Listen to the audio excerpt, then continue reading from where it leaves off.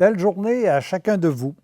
Aujourd'hui, j'ai envie de débuter notre entretien par une petite histoire qui m'a été racontée un jour et que je trouve des plus intéressants. C'était Dieu qui se disait comment je peux me placer, me cacher pour pouvoir être toujours présent à eux. Il avait pensé, entre autres, monter sur la plus haute des montagnes, se cacher là. Mais là, il dit, ouais, mais il dit, les gens aujourd'hui sont tellement brillants et intelligents, ils vont trouver moyen de monter sur le haut de la montagne pour... puis est-ce qu'ils vont me trouver? Est-ce qu'ils seront capables à ce moment-là de m'accueillir? Mais ce qui est certain, c'est que moi, je serai encore trop loin d'eux autres, dans le haut de la montagne, alors qu'eux autres vivent dans le bas. À moins que je me cache dans la profondeur des océans. Oui, mais encore là, ils vont trouver moyen de me trouver, puis ils vont développer des sous-marins, ils vont aller voir à l'intérieur des océans. Et seront-ils prêts à ce moment-là de m'accueillir? Je ne suis pas sûr. Puis moi, j'aurai de la misère à les aider aussi. Ou je me cacherai afin qu'ils puissent me trouver seulement au moment où ils ont véritablement besoin de moi, à n'importe quel instant. Ah, je le sais, je vais me cacher à l'intérieur d'eux. Et même s'ils ne me cherchent pas, moi, je peux continuer sans cesse à les aider, à les protéger, à les guider, jusqu'au jour où ils vont ressentir le besoin de me trouver. Et là, je vais leur faire la grande surprise de leur dire « Hey, je ne suis pas loin, je suis juste à l'intérieur de toi. » Regardons maintenant ce que dit l'Évangile de l'an 2000 de cette situation. Le royaume de Dieu, de l'amour, est au-dedans de vous. Le pépin de pomme. Je suis un pépin de pomme, vous me regardez, et à vos yeux, je suis sans vie, matière inerte, mais ce n'est qu'apparence. Dans la partie intime de mon être gît une puissance plus forte que la bombe atomique que vous connaissez. Cette force intérieure, contenue au centre de moi-même, est infime, bien plus petite que la bombe atomique, mais bien des fois plus puissante. Cette force incalculable que vous connaissez bien peu, cette force illuminée que j'ai en moi, c'est la puissance de la vie divine. Cette puissance est grande parce qu'elle est issue de Dieu, de l'amour. Si vous voulez vérifier mes paroles, jetez-moi en terre. Je briserai l'écorce terrestre la plus dure. Je planterai des racines profondes dans la terre afin de résister aux tempêtes les plus violentes et trouver ma nourriture dans le sol humide. Je croîtrai sans arrêt jusqu'au jour où je produirai des fruits abondants pour la joie de la personne humaine. En même temps, je multiplierai par milliers les petits pépins porteurs de vie qui rendront les mêmes services aux générations futures. Je continuerai à vivre en eux et ma mission de donner ne s'arrêtera qu'à la fin du monde. Je ferai tout ce qui est en mon pouvoir pour produire d'excellents fruits, mais je ne pourrai pas donner de fruits supérieurs à ce que je suis moi-même. Cependant, je donnerai tout ce que je suis pour la joie de tous. Confiez-moi à un agriculteur compétent qui va m'aimer, qui va prendre soin de moi en me nourrissant, en m'émondant sans pitié. Vous verrez que je donnerai des fruits succulents. Les pépins à qui je communique ma vie seront eux-mêmes améliorés et donneront encore de meilleurs fruits. En moi, je porte un précieux trésor, le germe de la vie.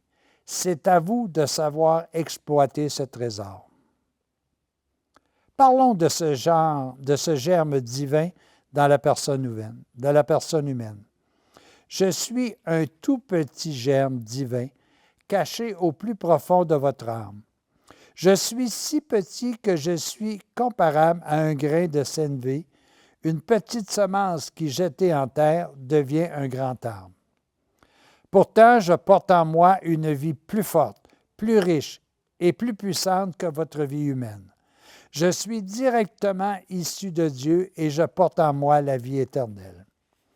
Si vous me permettez de me développer, je prendrai des fruits merveilleux, indestructibles que vous retrouverez dans l'éternité.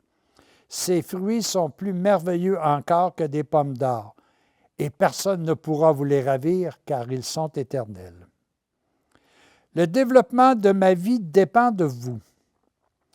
Mais comment l'agriculteur, s'il connaît mal son art, pourra-t-il faire des merveilles? Vous êtes enlisés dans la matière, le confort et les choses sensibles, oubliant que toutes ces choses passent tandis que moi, je suis un germe de vie éternelle. Vous avez bien peu de temps à me consacrer, bien peu d'attention pour moi, bien peu de nourriture spirituelle à me donner. C'est moi votre couronne éternelle. Vous courez auprès des couronnes périssables qui ne sont que vanité de moment. Vous courez après des trésors que les voleurs emportent, tandis que moi, je suis un trésor de vie éternelle. Pauvre, si vous saviez. Cependant, confiez-moi un véritable maître de vie, un véritable éducateur spirituel, et je reprendrai le temps perdu. Il y a tellement de puissance divine en moi que j'envahirai tout mon être humain et en ferai un être divin. Un jour, je pourrai dire en vérité, ce n'est plus moi qui vis, c'est le Christ qui vit en moi. Et de moi, on pourra dire, il est parfait comme le Père céleste est parfait. Alors beaucoup d'autres viendront, par moi, à la vie. Ils deviendront de vrais fils de Dieu. Ils seront ma couronne dans la gloire, car leur propre succès sera la mesure de ma gloire. C'est tellement un texte riche. Avec ce texte, nous pouvons comprendre qu'à l'intérieur de nous germe encore cet arbre de vie qu'un jour au paradis terrestre, nous sommes passés devant, outrageusement sans le regarder, et nous sommes plutôt allés vers un arbre de la connaissance du bien et du mal. Cet arbre, ce pépin, est à l'intérieur de chacun de nous. Et contrairement à un arbre que l'on nomme pommier parce qu'il donne des pommes, cerisier parce qu'il donne des cerises, cet arbre de vie est rempli de merveilleux fruits multiples.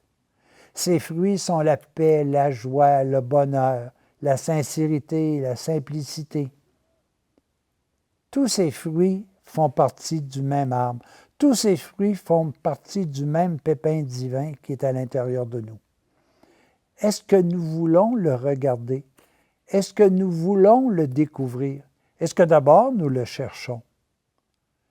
Si nous sommes capables de vivre auprès de cet arbre, de vivre auprès de son ombre, de vivre en lui, soyez assurés que c'est sur terre que nous pourrons vivre la vie éternelle, que c'est sur terre que nous pourrons vivre le bonheur. C'est tellement simple dans le fond que je comprends pourquoi on passe à côté. Parce que nous sommes dérangés par une foule de choses extérieures qui sont limitées dans le temps, qui sont limitées dans notre satisfaction. On dit souvent que quelqu'un qui a 1 million, il en veut un deuxième. Mais quelqu'un qui reçoit de l'amour recherche toujours plus d'amour. Quelqu'un qui donne de l'amour se renforce dans son amour. C'est ce pépin qui est à l'intérieur de nous. C'est ce pépin qui nous unit tous ensemble parce que nous avons tout ce germe divin à l'intérieur de nous. Ce germe divin, c'est Dieu. Ce germe divin, c'est l'amour. C'est ce qui nous unit. Prenons donc soin. Cherchons des agriculteurs compétents pour nous guider. Cet agriculteur compétent, qui est-il? Je pense que c'est la parole de Dieu. Elle est vie. Elle est de toute éternité. Elle ne changera jamais. Oui, les amis, ce petit grain qui est à l'intérieur de notre âme n'a pas été créé. Elle a été déposée comme une partie de Dieu à l'intérieur de nous. Nous n'avons qu'à le développer. Nous avons qu'à en faire profiter les autres. C'est ce que je vous souhaite, car c'est un bonheur éternel que de le faire. Merci, à la prochaine.